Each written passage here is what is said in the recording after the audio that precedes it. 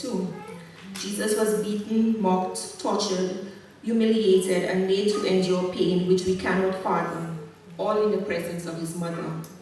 It is unimaginable as to how much Mary must have hurt and how hopeless she must have felt to see what her child was being put through, yet she was powerless to come to his aid.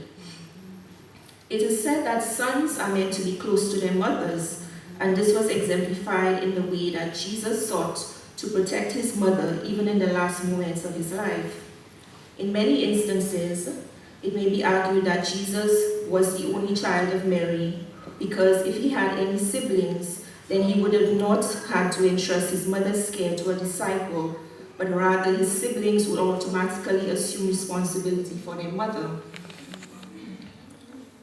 Another scripture which indicates that Jesus was an only child is found in the Gospel of Mark, chapter 6, verse 3, which reads, "Is this not the carpenter, the son of Mary, and the brother of James and Joseph, Judas and Simon, and are not his sisters here with us?" In Aramaic, the term brother and sister could have meant either a biological sibling, a cousin, a kinsman, or even a spiritual brother or sister.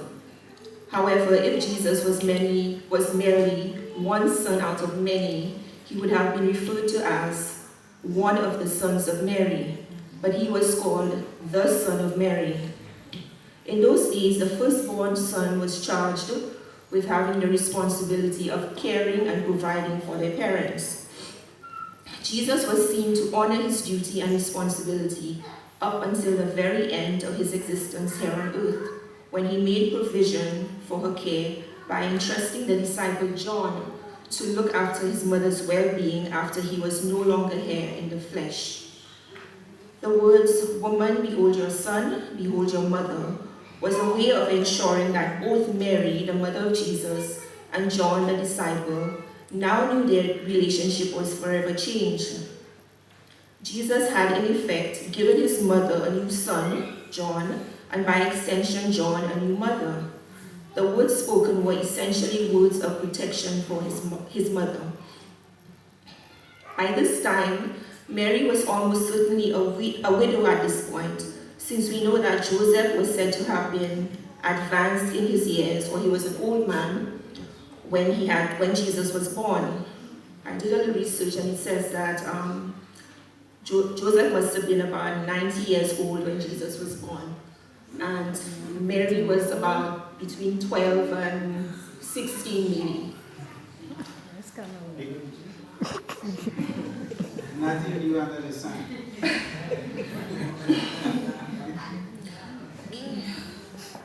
Okay, in those days, a widow was almost always penniless or extremely poor. By speaking these words to John, Jesus was putting things in place to ensure that his mother would have been taken care of in his absence. These final words further reinforced Jesus as the selfless person he was. Despite all the pain and suffering he was going through, he did not think of his own pain, but rather the care and protection of his mother. It is more than fitting that these words of care and concern directed toward another human being were spoken to his mother. The act of entrusting his mother's care to John, whom he found capable and worthy of this position, is also the execution of his duty to obey God's commandment to honor thy father and mother. That honor surpasses the mere worldly existence and transcends into a world where Jesus, the Son of Mary, would be absent in the flesh. This demonstrates also that Jesus was ever the obedient Son, extending from his life here on earth and even beyond. John was one of the 4 people at the foot of the cross where Jesus was so cruelly nailed. The other 3 were Mary, Jesus' mother, Jesus' aunt Mary, the wife of Clopas, and Mary Magdalene.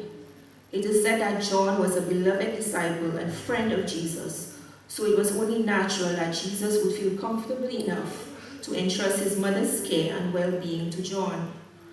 It is said that John immediately took Mary into his care. There was no hesitation on John's part to assume this responsibility, as he valued Jesus' friendship and would go to whatever lengths necessary to honor Jesus' final wishes. This was Jesus' final act of love and teaches us